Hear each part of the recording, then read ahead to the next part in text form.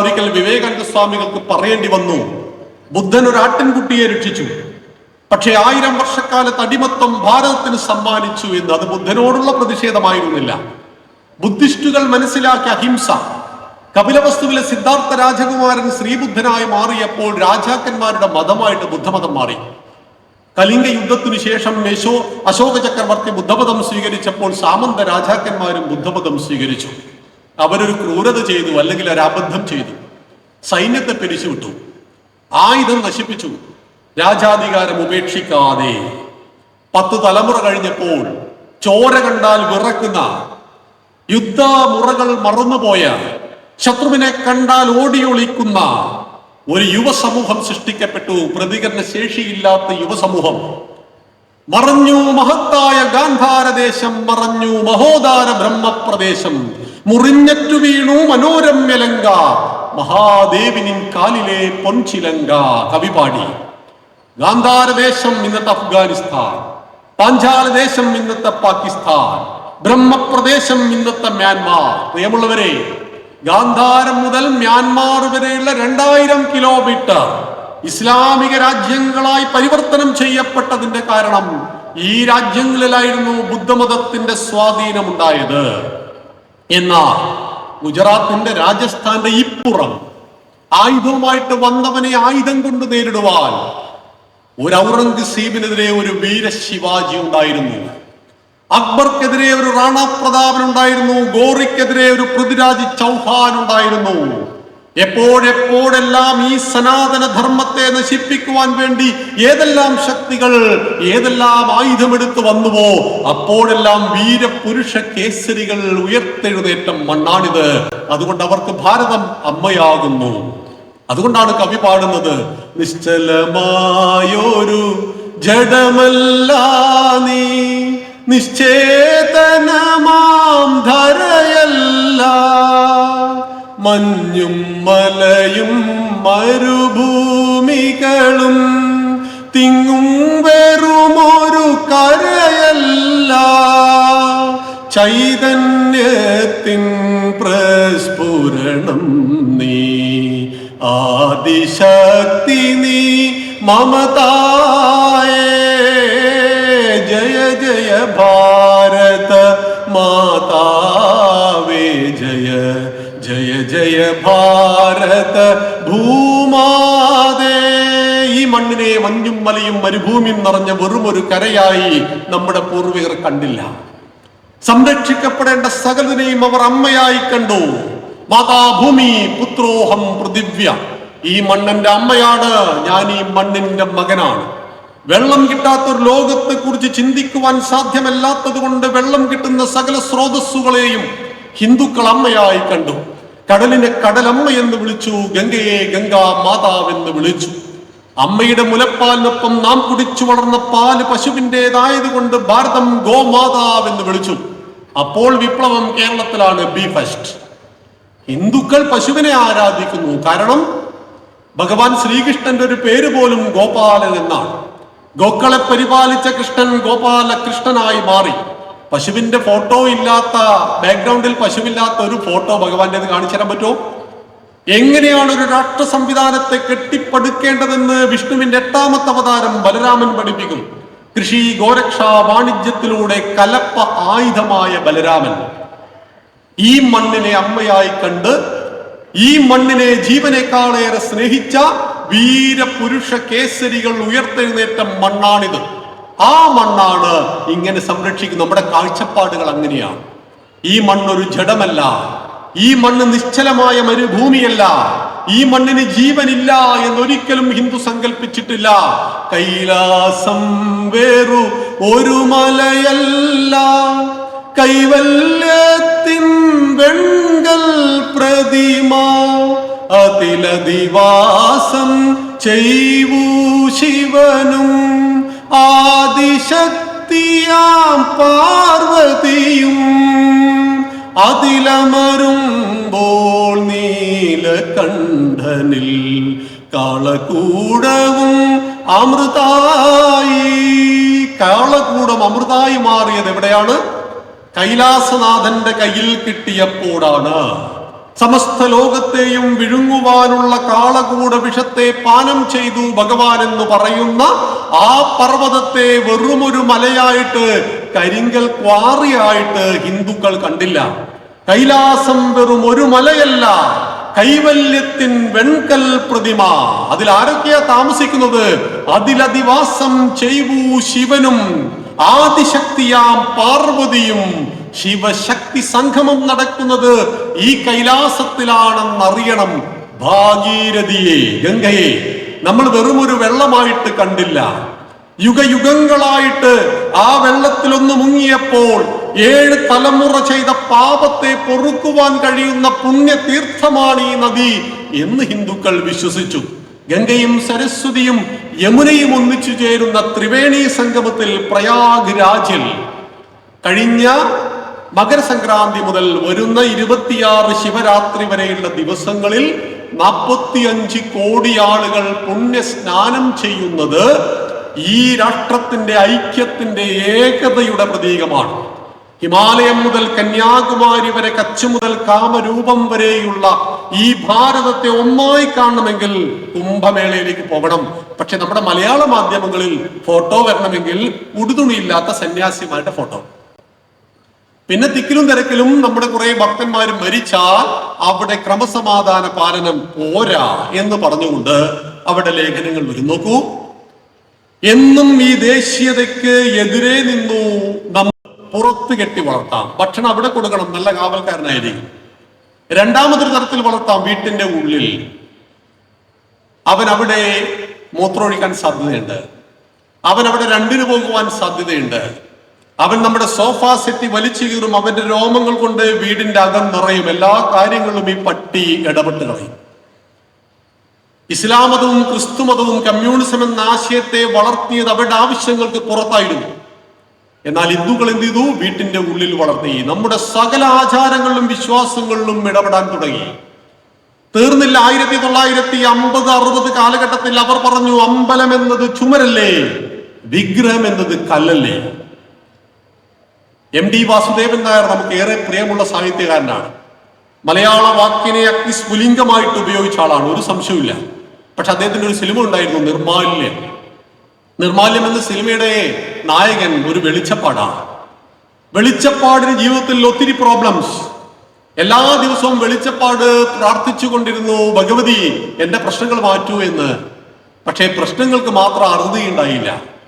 ഒടുവിൽ ഒരു ദിവസം വെളിച്ചപ്പാട് ഭഗവതിയുടെ മുഖത്തേക്ക് കാറിത്തുപ്പി ശ്രീകോവിൽ നിന്നും ഇറങ്ങിപ്പോകുന്ന രംഗത്തോടുകൂടി നിർമാല്യം സമാപിച്ചു. നിങ്ങളുടെ ദൈവം കല്ലുകളാണ്, കണ്ണു തുറക്കാത്ത ദൈവങ്ങളെ, കരയാനറിയാത്ത ചിരിക്കാനറിയാത്ത കളിമൺ പ്രതിമകളെ. സിനിമാ പാട്ടുകൾ വന്നു, വയലാറിന്റെ പാട്ടുകൾ വന്നു, KPSCയുടെ നാടകങ്ങൾ വന്നു. അമ്പലം ചുമരാണ്, വിഗ്രഹം കല്ലാണെന്ന് പറഞ്ഞപ്പോൾ ഓരോ ക്ഷേത്രങ്ങളും കാട് കേറി മുടിയാൻ തുടങ്ങി. ഹിന്ദുക്കൾ ക്ഷേത്രത്തെ ഉപേക്ഷിച്ചു. പക്ഷേ ബദൽ ജീവിത രീതി എന്ത് എന്ന് നമ്മളോട് കമ്മ്യൂണിസം പറഞ്ഞു തന്നതുമില്ല. മതം വേണ്ട, മനുഷ്യനുണ്ടായാൽ മതി എന്ന് അവർ പറഞ്ഞു. ക്രിസ്ത്യാനി പറഞ്ഞു മതം വേണം, രണ്ടാമതാവട്ടെ മനുഷ്യൻ. ഇസ്ലാം പറഞ്ഞു മതം വേണം, രണ്ടാമതാവട്ടെ മനുഷ്യൻ. ഹിന്ദു പറഞ്ഞു മതം വേണ്ട എന്ന്. ബദൽ എന്തുണ്ട്? നിങ്ങൾക്ക് മതം വേണ്ട, ഭഗവതി വേണ്ട, ഭഗവാൻ വേണ്ട, അയ്യപ്പൻ വേണ്ട, ഗുരുവായൂരപ്പൻ വേണ്ട. ബദൽ ജീവിത രീതി എന്തുണ്ട്? ബദൽ ജീവിത രീതി ഇല്ലാതെ ഹിന്ദു ധർമ്മത്തിന്റെ ആചാരങ്ങളെ ഹിന്ദുക്കൾ ഉപേക്ഷിച്ചു. ഒരു ക്ഷേത്രം നമ്മുടെ കൺമുന്നിൽ വെച്ച് നശിച്ചു പോയാൽ 7 തലമുറ അതിന്റെ പാപമുണ്ടാവും. ഒരു ക്ഷേത്രം പുനരുദ്ധരിച്ചാൽ 7 തലമുറ അതിന്റെ പുണ്യം ഉണ്ടാവും. ഇപ്പൊ ഇതിനു വേണ്ടി പണിയെടുക്കുന്ന ആളുകൾക്ക് മാത്രമല്ല ഇതിന്റെ പുണ്യം, അവരുടെ മക്കൾക്ക്, അവരുടെ മക്കൾക്ക്, അവരുടെ മക്കൾക്ക് 7 തലമുറ അതിന്റെ പുണ്യം ലഭിക്കും. ഇതാണ് ഹിന്ദുധർമ്മ വിശ്വാസം. ഹിന്ദുവിന്റെ കൺമുന്നിൽ ക്ഷേത്രങ്ങളായ ക്ഷേത്രങ്ങളെല്ലാം നശിച്ച് താറുമാറായപ്പോൾ ഒരുപറ്റം ചെറുപ്പക്കാർ അവിടത്തേക്ക് കയറി ചെന്നു. അവർ ക്ഷേത്രത്തിന്റെ കാടുകൾ വെട്ടി വൃത്തിയാക്കി, ഭഗവതിയെ കുളിപ്പിച്ചു വൃത്തിയാക്കി. അവിടെ ഒരു നെയ്ത്തിരി വെച്ചു. തൊട്ടടുത്ത വീട്ടിലെ നാരായണൻ ചേട്ടനും ദേവകി ചേച്ചിയും ചോദിച്ചു, പതിറ്റാണ്ടുകളായി പൂജ മുടങ്ങിക്കിടക്കുന്ന അവിടെ ആരാണ് തിരിവെച്ചത്? അങ്ങനെ കാടുപിടിച്ച ക്ഷേത്രങ്ങൾ ഓരോന്നോരോ ഹിന്ദുക്കൾ തിരിച്ചു പിടിച്ചു. കാരണം ക്ഷയാത് ത്രായതേ ഇതി ക്ഷേത്ര. എന്നെ നാശത്തിൽ നിന്ന് രക്ഷിക്കുന്നതാണ്, ക്ഷയത്തിൽ നിന്നും രക്ഷിക്കുന്നതാണ് ക്ഷേത്രമെന്ന് അവൻ അനുഭവം കൊണ്ട് മനസ്സിലാക്കിയപ്പോൾ നഷ്ടപ്പെട്ടത് ഓരോന്നും ഹിന്ദുക്കൾ തിരിച്ചു പിടിച്ചു. 1528 അയോധ്യയിലെ രാമക്ഷേത്രം തകർത്തപ്പോൾ ഹിന്ദുക്കൾ ഒരു പാട്ട് പാടി. ആദ്യമായിട്ടാണ് ഒരു പാട്ട് എക്സ്പയർ ആകുന്നത്. സാധാരണ സാധനങ്ങളൊക്കെ ഡേറ്റ് കഴിയും, പക്ഷെ പാട്ട് ഡേറ്റ് കഴിഞ്ഞപ്പോൾ ഒരു പാട്ടുണ്ട്, അതിതാണ്: കോടി കോടി ഹിന്ദു മനസ്സിൽ ആവേശം നാം സൃഷ്ടിക്കും, രഘുവരനാണേ സത്യം, രഘുവരനാണേ സത്യം, ക്ഷേത്രം അവിടെ നിർമ്മിക്കും, രാമക്ഷേത്രം നിർമ്മിക്കും, ശ്രീരാമക്ഷേത്രം നിർമ്മിക്കും. ഈ പാട്ടിന്റെ ഡേറ്റ് കഴിഞ്ഞു കേട്ടോ. 2024 ജനുവരി 22-ാം തീയതി നമ്മുടെ പ്രധാനമന്ത്രിയുടെ സാന്നിധ്യത്തിൽ രാംലല്ല പ്രതിഷ്ഠിക്കപ്പെട്ടു. 496 വർഷങ്ങളായി ഷെഡിലായിരുന്നു നമ്മുടെ രാമൻ. സമയം കിട്ടുമ്പോൾ നേപ്പാളിൽ പോകണം, സീതാദേവിയുടെ കൊട്ടാരവും സീതാദേവിയുടെ ക്ഷേത്രവും കാണണം. ഉഗ്രപ്രതാപത്തിലുള്ള കൊട്ടാരം. പക്ഷേ സീതാപതി സാക്ഷാൽ ശ്രീരാമചന്ദ്ര മഹാദേവൻ ടാർപോളിംഗ് ഷെഡിന്റെ ഉള്ളിലായിരുന്നു. ഇത് രാമന്റെ ഭൂമിയാണോ ബാബറിന്റെ ഭൂമിയാണോ? സ്വതന്ത്ര ഭാരതത്തിൽ തമ്മിലടി ഉണ്ടായി. എത്ര വർഷക്കാലമായിരുന്നു കോടതി വ്യവഹാരത്തിൽപ്പെട്ട് രാമൻ ആ ഷെഡിൽ കഴിഞ്ഞത്. ഇത് രാമന്റെ ഭൂമിയാണെന്ന് തിരിച്ചറിയാത്ത ആരുണ്ടായിരുന്നു അവിടെ? എന്തിനായിരുന്നു ഈ വാശി? ഹിന്ദുക്കളുടെ വിശാലമായ കാഴ്ചപ്പാട് എന്താണ്? നമ്മുടെ നാട്ടിലെ രാഷ്ട്രീയക്കാർ പറയാറുണ്ട്, ഇവിടെ മതേതരത്വം നിലനിൽക്കുന്നത് ഭരണഘടന ഉള്ളത് കൊണ്ടാണ്. പ്രിയമുള്ളവരെ, ഭരണഘടന എപ്പോഴാണ് ഉണ്ടായത്? 1950 ജനുവരി 26-ാം തീയതി. ആരാണ് ഉണ്ടാക്കിയത്? ഡോക്ടർ BR അംബേദ്കറുടെ നേതൃത്വത്തിലുള്ള ഒരു വലിയ ടീം. പക്ഷെ ഇന്ത്യൻ ഭരണഘടനയിൽ മതേതരത്വം എന്ന വാക്കില്ലല്ലോ. ഡെമോക്രാറ്റിക് സോഷ്യലിസ്റ്റ് റിപ്പബ്ലിക് അല്ലേ ഭാരതം? സെക്യുലറിസം, മതേതരത്വം എവിടുന്ന് കയറിക്കൂടി? 1976-ൽ 42-ാം ഭരണഘടനാ ഭേദഗതി പ്രകാരം ഇന്ദിരാഗാന്ധിയുടെ സമയത്താണ് ഇന്ത്യൻ ഭരണഘടനയിൽ മതേതരത്വം എന്ന വാക്ക് കൂട്ടിച്ചേർക്കപ്പെട്ടത്. എന്തുകൊണ്ടാണ് BR അംബേദ്കർ മതേതരത്വം എന്ന വാക്ക് പറയാതിരുന്നത്? കാരണം മാലിക് ദീനും കൂട്ടരും ഇസ്ലാം മതവുമായി ഭാരതത്തിലേക്ക് വന്നപ്പോൾ അവരെ സ്വീകരിച്ച് അവർക്ക് പള്ളി പണിതു കൊടുത്തവൻ ഹിന്ദു. സെന്റ് തോമസും കൂട്ടരും ക്രിസ്തുമതവുമായി വന്നപ്പോൾ അവരെ സ്വീകരിച്ച് അവർക്ക് ചർച്ച് പണിതു കൊടുത്തവൻ ഹിന്ദു. ലോകം മുഴുവൻ ജൂതന്മാരെ വേട്ടയാടിക്കുന്ന സമയത്ത് മുംബൈയിലും കൊൽക്കത്തയിലും കൊച്ചിയിലും അവർക്ക് മാതൃകാ കോളനികൾ പണിതു കൊടുത്തവൻ ഹിന്ദു. ജർമ്മനിയിൽ പിറന്ന് റഷ്യയിൽ പരീക്ഷിച്ചു വിജയിച്ച നിരീശ്വരവാദത്തിൽ വിശ്വസിക്കുന്ന വൈരുദ്ധ്യാധിഷ്ഠിത ഭൗതികവാദത്തെ പ്രദാനം ചെയ്യുന്ന കമ്മ്യൂണിസത്തെ സ്വീകരിച്ച് ലോക ചരിത്രത്തിൽ ആദ്യമായി കമ്മ്യൂണിസ്റ്റ് ഭരണകൂടത്തെ വോട്ട് ചെയ്ത് വിജയിപ്പിച്ചവൻ ഹിന്ദു. എല്ലാത്തിനെയും സ്വീകരിക്കുന്നവൻ ഹിന്ദു. ഈശ്വര വിശ്വാസിയായ വാൽമീകിയെ ഹിന്ദുക്കൾ വിളിച്ചു വാൽമീകി മഹർഷി. ആയുർവേദം എന്ന ശാസ്ത്രഗ്രന്ഥമെഴുതിയ ചരകനെ ഹിന്ദുക്കൾ വിളിച്ചു ചരക മഹർഷി. കാമശാസ്ത്രമെഴുതിയ വാത്സ്യാനെയും മഹർഷി എന്ന് വിളിച്ച ഹിന്ദു നിരീശ്വരവാദിയായ ചാർവാകനെയും വിളിച്ചത് മഹർഷി എന്നാണ്. ദൈവമുണ്ട് എന്ന് പറഞ്ഞ ആളും ദൈവമില്ല എന്ന് പറഞ്ഞ ആളെയും ഒരുപോലെ സ്വീകരിച്ച പവിത്രമായ ധർമ്മത്തിൽ ഒരാപ്തവാക്യം പിറന്നു. ആകാശാത് പതിതം തോയം യഥാ ഗച്ഛതി സാഗരം സർവദേവ നമസ്കാരം കേശവം പ്രതിഗച്ഛതി. ഇതാണ് നമ്മുടെ ഭരണഘടന. ഇസ്ലാമും ക്രിസ്ത്യാനിയും ജൂതനും പാഴ്സിയും എല്ലാം ഹിന്ദുവിന് കിട്ടാത്ത അവകാശങ്ങളും ആനുകൂല്യങ്ങളും അനുഭവിച്ചുകൊണ്ട് ലാത്തിയെടുത്തൊരു പോലീസുകാരൻ പോലും കാവൽ നിൽക്കാതെ നമ്മുടെ ഇസ്ലാമിക സഹോദരങ്ങൾ നിർഭയം നിസ്കരിക്കുവാൻ ഈ ഭാരതത്തിൽ കഴിയുന്നുവെങ്കിൽ വിണ്ണിൽ നിന്നും മണ്ണിലേക്ക് പതിക്കുന്ന കോടാനുകോടി മഴത്തുള്ളികൾ എങ്ങനെ അരുവിയിലൂടെ നദിയിലൂടെ ഒഴുകി ഏകമാകുന്ന സാഗരത്തിൽ എത്തിച്ചേരുന്നുവോ? സർവദേവ നമസ്കാരം. നിങ്ങൾ ഏത് ദൈവത്തെ വേണമെങ്കിലും നമസ്കരിച്ചോളൂ. കേശവം പ്രതിഗച്ഛതി. ഒടുവിൽ ഏകമാകുന്ന ഈശ്വരൻ വന്നു ചേരും. അതുകൊണ്ട് ഹിന്ദുക്കൾക്ക് 33 കോടി ദൈവങ്ങളാ. ഈശ്വരൻ ഏകനാണ്. ഏകമേവം അദ്വിതീയം ബ്രഹ്മ. രണ്ടില്ലാത്ത ഒന്നാകുന്ന ഈശ്വരൻ. ആ ഈശ്വരനിലേക്ക് എത്തിച്ചേരുവാനുള്ള വഴികൾ നദികളും പുഴകളും അരുവികളും ഒഴുകി ഒഴുകി സാഗരത്തിൽ വിലയം പ്രാപിച്ച് സാഗരത്തിന്റെ ഉപ്പുവെള്ളത്തിൽ ലയിക്കുന്നത് പോലെ ചാത്തനും കുട്ടിച്ചാത്തനും കരിങ്കുട്ടിച്ചാത്തനും കാളിയും ഭദ്രകാളിയും ഗുരുവായൂരപ്പനും ശബരിമല ശാസ്താവും കാടാമ്പുഴ ദേവിയും മടപ്പരക്കൽ മുത്തപ്പനുമെല്ലാം തന്നെ ആ ഏകമാകുന്ന ഈശ്വരനിലേക്ക് എത്തിച്ചേരുവാനുള്ള 33 കോടി വഴികളാണെന്ന് പറഞ്ഞ ഈ സംസ്കാരം പിറന്ന മണ്ണിലേക്ക് വസുദൈവ കുടുംബകം, നീ നിന്നെപ്പോലെ നിന്റെ അയൽക്കാരനെ സ്നേഹിക്കണം, നല്ലത്. നീ ഭക്ഷണം കഴിക്കുമ്പോൾ നിന്റെ 4 അയൽപ്പക്കങ്ങളിൽ വിളിച്ചു ചോദിക്കണം, നല്ലത്. ഇസ്ലാമും ക്രിസ്ത്യാനിയും നമ്മളോട് പറഞ്ഞു വളരെ വളരെ നല്ലത്. പക്ഷേ അയൽക്കാരൻ അന്യനാണ് എന്നൊരു ബോധം അവിടെ കിടക്കുന്നു. ഭാരതം പറഞ്ഞു വസുദൈവ കുടുംബകം, ഈ ലോകം തന്നെ നിന്റെ കുടുംബമാണ് എന്ന്. ഈ ലോകത്തെ കുടുംബമായി കണ്ട, ഈ ലോകത്തെ കൃണ്ണന്തോ വിശ്വമാര്യം അമൃതസ്യ പുത്ര എന്നാണ് മനുഷ്യനെ അഭിസംബോധന ചെയ്തത്. കാഫിറുകളെന്നോ പാപികളെന്നോ ദൈവത്തിന്റെ അടിമകളെന്നോ നമ്മളെ വിളിച്ചിട്ടില്ല. ഞാനൊരിക്കലും ദൈവത്തിന്റെ അടിമയല്ല, ഞാൻ കാഫിറല്ല, ഞാൻ പാപിയല്ല. ഞാൻ ആരാണ്? കൃണ്ണന്തോ വിശ്വമാര്യം അമൃതസ്യ പുത്ര, അമൃതത്വത്തിന്റെ അരുമക്കിടാങ്ങളെ, നിങ്ങൾ ഈ വിശ്വത്തെ മുഴുവൻ ശ്രേഷ്ഠമാക്കി തീർക്കൂ. ഇതാണ് ഭാരതം പറഞ്ഞത്. അപ്പോഴാണ് നമ്മുടെ നാട് ലോക സമസ്ത സുഖിനോ ഭവന്തു ചർച്ച ചെയ്യുന്നത്. എപ്പോഴും ഹിന്ദുക്കൾ ഉപയോഗിക്കുന്ന ഒരു വാക്കായത് ലോക സമസ്ത സുഖിനോ ഭവന്തു, സമസ്ത ലോകവും സുഖത്തിൽ ജീവിക്കട്ടെ. പക്ഷെ ഇതിന്റെ 3ാമത്തെ വരി നമ്മുടെ മുഖ്യമന്ത്രി കണ്ടുപിടിച്ചു, അദ്ദേഹത്തിന്റെ ഉപദേശികൾ എഴുതി കൊടുത്തു. അദ്ദേഹം വർക്കലയിൽ വെച്ചത് വായിക്കുകയും ചെയ്തു. വർക്കലയിൽ വെച്ച് വായിച്ചപ്പോൾ അദ്ദേഹം പറഞ്ഞു, എന്താണ് യഥാർത്ഥത്തിൽ ലോക സമസ്ത സുഖിനോ ഭവന്തു എന്ന് നിങ്ങൾക്കറിയുമോ?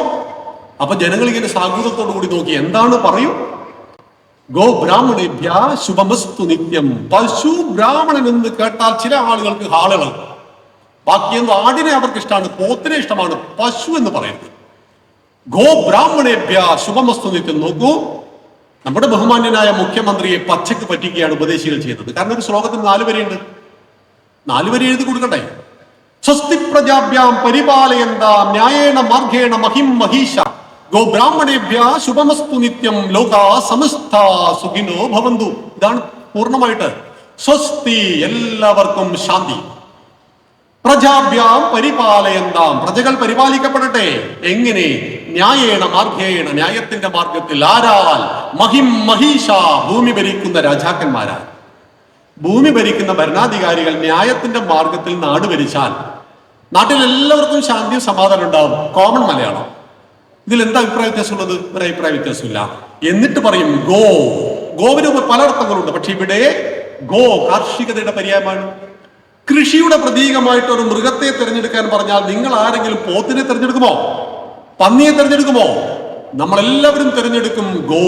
എന്തുകൊണ്ട്? ഒരു മനുഷ്യൻ ഒരു ക്ഷേത്രത്തിന്റെ ഉള്ളിൽ അശുദ്ധി ഉണ്ടായാൽ ഒരു മൃഗത്തിന്റെ വിസർജ്യം കൊണ്ടാണ് അശുദ്ധിയെ മാറ്റുന്നത്.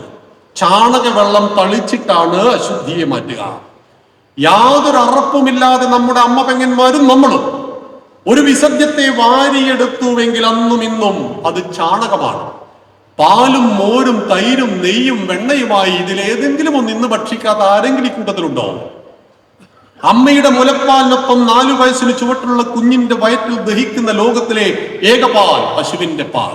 അപ്പൊ അന്ന് ബീഫ് ഭക്ഷണം നടക്കുമ്പോ ഞങ്ങളുടെ നാട്ടിലൊരു ബുദ്ധിജീവി പറഞ്ഞു, എന്റെ മോന് കൊടുത്തത് ആട്ടിന്റെ പാലാണ്. അപ്പൊ ഞങ്ങൾ പറഞ്ഞു, നിന്റെ മോന് ഗ്രഹിണി എന്നുള്ള അസുഖം ഉണ്ടാവും, അല്ലാത്ത കുഞ്ഞിന്റെ വയറ്റിൽ ഈ ആട്ടിന്റെ പാൽ നിൽക്കില്ല. അപ്പോൾ മറ്റൊരാൾ പറഞ്ഞു, അറേബ്യയിലെ കുട്ടികൾ ഒട്ടകത്തിന്റെ പാലല്ലേ? ആര് പറഞ്ഞു? 4 വയസ്സിന് ചുവട്ടിൽ ആഫ്രിക്കയിലും അമേരിക്കയിലും അറേബ്യയിലും ജീവിക്കുന്ന കുട്ടികൾക്ക് പശുവിന്റെ പാലേ പറ്റുള്ളൂ. കാട്ടുപോത്തുണ്ട്, നാട്ടുപോത്തുണ്ട്. കാട്ടുപന്നിയുണ്ട്, നാട്ടുപന്നിയുണ്ട്. കാട്ടുകോഴിയുണ്ട്, നാട്ടുകോഴിയുണ്ട്. പക്ഷെ കാട്ടുപശു ഉണ്ടോ? കാട്ടുപശുവില്ല. പശു എന്നും മനുഷ്യനൊപ്പം ജീവിച്ചു വളർന്നവരാണ്. അതുകൊണ്ട് ആ സാധുമൃഗത്തിന് അമ്മയുടെ സ്ഥാനം നൽകി ഹിന്ദുക്കൾ കൽപ്പിച്ചു. ഇത് പശു അറിയോ? പശു അറിയോ? ഇത് നമ്മൾ കയറിയിട്ട് പശുവിനെ അമ്മയെന്ന് പറഞ്ഞ് കെട്ടിപ്പിടിച്ചാൽ ഒരു തൊഴി വെച്ചൊരു പശു. പശുവിന് ഇതറിയില്ല. കാരണം നമ്മളും പശുവും തമ്മിലുള്ള വ്യത്യാസം, നമുക്ക് വിശേഷ ബുദ്ധിയുണ്ട്, മൃഗങ്ങൾക്ക് സാമാന്യ ബുദ്ധി മാത്രമേ ഉള്ളൂ. വിശേഷ ബുദ്ധിയുള്ള മനുഷ്യൻ എപ്പോഴും നന്ദിയുള്ളവനാണ്. ഈ തൂവാല താഴെ വീണിട്ട് ഒരാൾ എടുത്തു തന്നാൽ ഞാൻ ഉടനെ പറയും താങ്ക്സ്. അത്ര വലിയ പ്രവൃത്തിയാണോ ഇത്? നന്ദിയുള്ളവരായിരിക്കുക. അതാണ് ഭാരതം പറഞ്ഞു, പ്രകൃതിയെ ചൂഷണം ചെയ്യരുത്. കമ്മ്യൂണിസം പറഞ്ഞു, പ്രകൃതിയെ ചൂഷണം ചെയ്യൂ. ഭാരതം പറഞ്ഞു, പ്രകൃതിയെ ദോഹനം ചെയ്യൂ. കറന്നെടുക്കുക. ദോഹനം എന്ന വാക്കിന്റെ അർത്ഥം എന്താണ്? കറന്നെടുക്കുക. വീട്ടിൽ പശുവിനെ സംരക്ഷിക്കുന്നു, അല്പം പാല് നമ്മുടെ മക്കൾക്ക് വേണ്ടി കറന്നെടുക്കുന്നു. ഗോമാതാവ് എന്ന ഭാവത്തിൽ അതിനെ സംരക്ഷിക്കുകയും അല്പം പാല് പ്രദാനം ചെയ്യുകയും ചെയ്യുന്നതാണ് ദോഹനം.